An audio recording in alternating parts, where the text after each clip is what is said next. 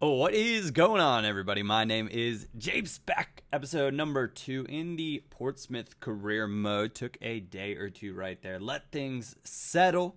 As some of you guys will know by now, I am an engaged man, so I've been doing a little bit of wedding planning. But I'm showing you the routine. And once we get the routine sorted, then I can start skipping and jumping ahead a heck of a lot quicker because you guys are going to want to get to the more exciting stuff and see how the players in my academy develop.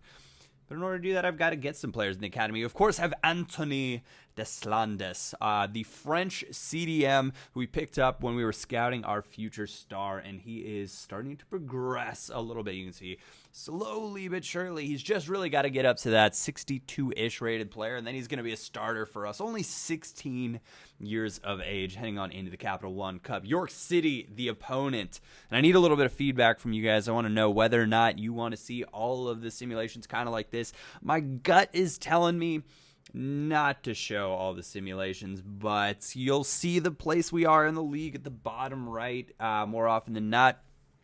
And you'll be able to, I'll pause every so often and show you guys what the Youth Academy is looking like. We can see up 2-0 against York City in this one. McGurk coming in hot for us. So is Evans. Those guys have been or will prove to be crucial players. Hopefully. We do have some players on loan. We've got... is it Burgess or Clark that's on loan? I can't remember.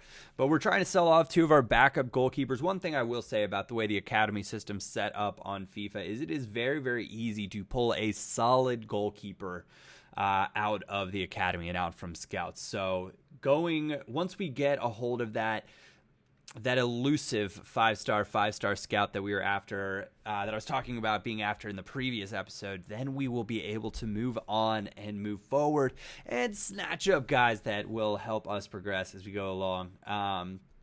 You can see Patrick Roberts getting on the board for us there. And then Mr. Davis, our right back. He's old. He's like 33 or 34 or something like that. And he... I don't remember if this simulate, because I've kind of played around with this before I decided to do the series, but I really enjoyed it, so that I'd do it again. And I think in the first time he decided he was just going to retire. And I was like, okay, well, I guess I'm in the market for a right back. McGurk getting on the board again early versus Wimbledon. Akinfenwa, though, coming back hot. And part of me, while this was happening, I was like, oh man, you know what? I should go out and buy Akinfenwa. Maybe I should be doing this with Wimbledon. And this should be Akinfenwa to the BPL. But we can always go back and buy the big man if we want to. We will hopefully have the pounds, the dollar bills, y'all. Oh, gosh. Sometimes I'm so awkward. And I just don't... I don't know quite what to do with it. But it's McGurk and Evans. A common theme for this episode. 90 minutes in, 90 minutes, we have our win.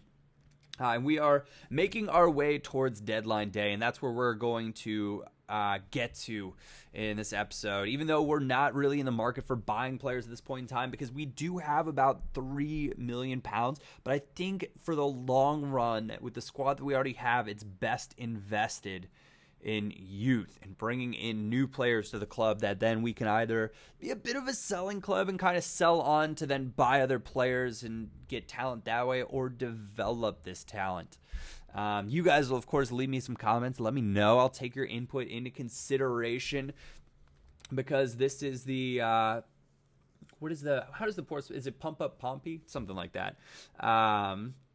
But that is what we were trying to do, get them back into the BPL, where some might argue that they belong, others maybe not so much. And that's kind of one of the great things with the promotion and relegation system. One of the things that I saw recently, there was a post on Reddit, actually, and it was an MLS player saying, what is the world opinion kind of on the MLS at this point in time? And it's funny because in school I actually wrote about why I think that the promotion and relegation system is a fantastic thing, and I would like to see more things set up like that. And you can see we finally get a Deji Webster, five star from England, and I thought it was kind of funny with the Deji on there, obviously KSI's brother. But is he our scout for us now? Has he progressed? The Webster, though, throwing it off a little bit. Not quite the same last name, but I think the promotion relegation system is something that's fantastic. I think it allows for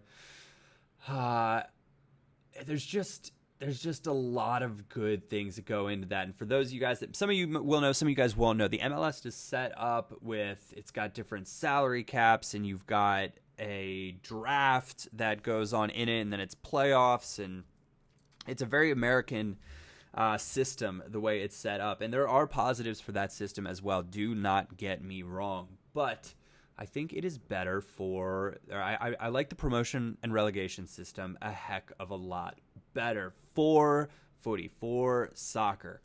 And as, football, as soccer is such a world sport, I think it's important that the MLS just maybe consider looking at that option. I could not figure out where I wanted to send this, because I'm weighing my costs of, do I want to spend 130 grand for 9 months, or do I want to spend like 250? And I thought, you know what, we're going to just send this man to England, send him home, let him scout what he knows. Hopefully he'll bring back something good. And I've always felt that there was maybe just an inkling, maybe something that FIFA had in there where if you send the scout to his home country, he's going to come back with, his country's Lionel Messi. So basically we're on the lookout for the English Lionel Messi right now is what I'm saying.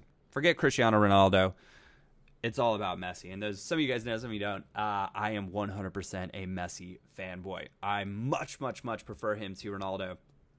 And as such, that is who we're on the lookout for.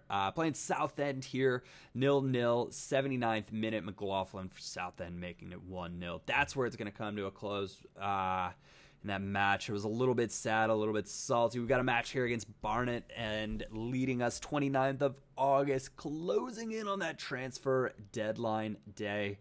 And we're obviously closing in on the transfer deadline day for January right now. And I was thinking about this, and I think, and this we're gonna just completely change gears, and hopefully this series will be really, really good for this, because it'll allow me a kind of jumping off point to talk about real footy. But I was thinking about Klopp, and I saw a tweet, and he said, "Japes, do you think Teixeira would be worth 38 million pounds or whatever the rumor fee would be?" And my thought with that is, if Klopp thinks he's worth it, I hope the Liverpool board says, you know what, go for it, because I think Klopp is going to need this transfer window and 3 more, and Liverpool will be challenging for the title again.